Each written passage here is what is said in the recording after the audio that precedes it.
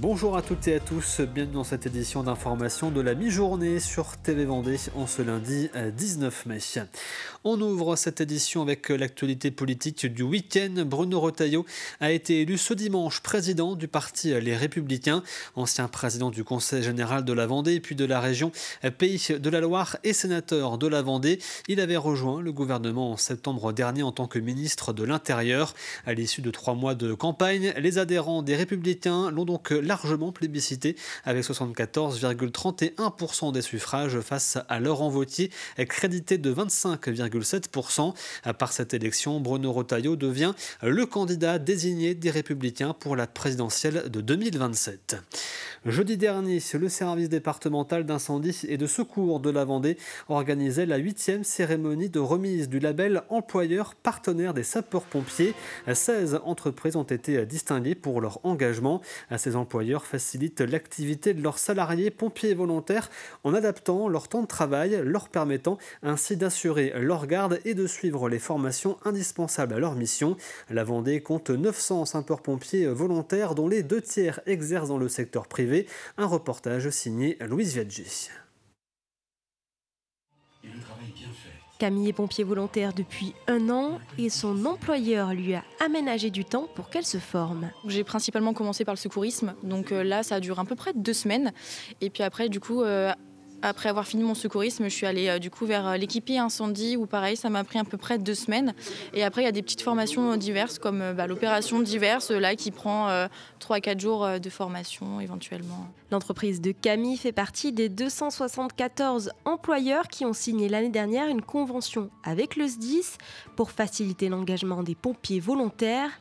Une démarche importante qui fait la différence sur le terrain. Moi, de ma spécialité de chef d'agré tout engin, conducteur poids lourd, je m'aperçois très facilement qu'il y a des fois, il n'y a qu'un conducteur échelle, c'est moi. Donc si j'étais pas conventionné, fatalement l'échelle partirait de plus loin. Donc dans le délai d'intervention des secours, c'est très très important de conventionner sapeurs-pompiers aujourd'hui. Pour saluer cet engagement, les membres du SDIS, du département et le préfet ont remis 16 labels employeurs partenaires de sapeurs-pompiers. Une soirée organisée aussi pour montrer qu'il est possible d'aménager l'emploi du temps. C'est justement sous forme, avec un peu d'anticipation qu'on réussit à régler ces sujets-là pour que ce soit le plus fluide, le plus compatible avec l'organisation ou de l'agence ou du service concerné, mais ça se fait très bien. Il n'y a pas de règle puisque chacun peut fournir une forme de disponibilité, que ce soit un retard à l'embauche, que ce soit un temps de garde programme à l'avance ou un départ impromptu en intervention sur le temps de travail. Les efforts sont différents et plus ou moins faciles à mettre en œuvre pour les entreprises. Mais dans ces 16 labels, nous faisons le choix et nous portons une attention particulière à ce que tous les segments d'activité soient représentés. Une centaine de nouvelles conventions ont été signées en 2024 en Vendée, dont 2/3 sont issus du secteur privé. Vendredi, le groupement hospitalier de territoire de la Vendée a organisé la toute première édition de la journée Ensemble Innovons pour la santé.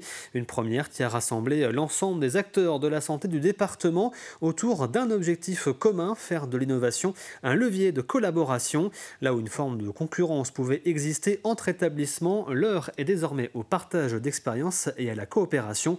Nous y reviendrons ce soir. Les élections municipales de mars 2026 se préparent déjà et les premières déclarations de candidature se multiplient dans plusieurs communes du département. À La Roche-sur-Yon, Romain Bossis a été investi ce week-end pour conduire la liste d'Union de la gauche. Une primaire organisée par le collectif Consultation citoyenne lyonnaise devait départager des candidats, mais il était finalement le seul en lice. Médecin de profession et conseiller municipal d'opposition depuis 2020, Romain Bossis prendra donc la tête d'une liste rassemblant les différentes sensibilités de gauche avec pour ambition de reconquérir la mairie. On voit qu'il y a une vraie attente de changement sur la ville, pour une ville plus sociale, plus écologique, une ville où on écoute davantage les citoyennes et les citoyens sur les décisions qui les concernent, une ville aussi où on va répondre davantage aux besoins réels des habitants sur le logement, sur la santé, sur la sécurité. Voilà, donc il y a un vrai travail à faire collectif pour porter cette campagne et puis demain être aux responsabilités à La Roche-sur-Yon. Ce week-end avait lieu la 21e édition de la Nuit européenne des musées. L'événement invite le public à découvrir autrement les lieux patrimoniaux, souvent en soirée comme son nom l'indique. En Vendée, plusieurs sites ont préparé à cette édition, parmi lesquels le musée Blocos Hôpital au Sable d'Olonne. Ce dernier a donc prolongé son ouverture jusqu'à 22h et proposé une visite originale à l'aide d'une lampe torche. Reportage Louise Viadji. Alors qu'il faisait encore jour à l'extérieur, des curieux ont choisi de découvrir ou de redécouvrir le musée Blocos Hôpital. Une visite guidée, éclairée à la lampe torche pour replonger à l'époque de la Seconde Guerre mondiale. C'est très complet et puis avec la lampe torche, effectivement, ça donne un petit côté excitant et on a trouvé le Blocos vraiment très bien équipé, tout est bien conservé et effectivement la visite a été vraiment très intéressante. Il fallait se frayer un chemin dans cet authentique bunker de 350 mètres carrés. On y retrouve des objets de la vie quotidienne sous l'occupation et des reconstitutions de scènes d'époque. Et franchement surpris, surtout par les différentes salles où on voit les salles d'opération, les salles pour les blessés, les différents types de blessés qu'on pouvait avoir avec les gaz ou des choses comme ça. Pour cette nuit européenne des musées, 3 visites guidées étaient organisées entre 19h et 22h.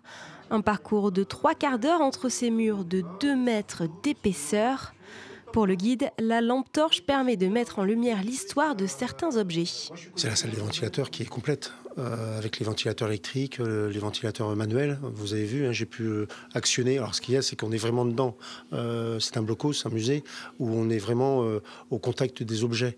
On n'est pas trop, sauf les vitrines où il y a des mannequins, mais autrement les objets, on peut les toucher. Et donc les ventilateurs, c'est vrai qu'on peut manier la manivelle et puis voir ce que ça fait de toucher l'histoire, quoi. Le musée organise 2 fois par an des visites à la lampe torche. Il faudra patienter jusqu'au 31 octobre à Halloween pour redécouvrir cette atmosphère.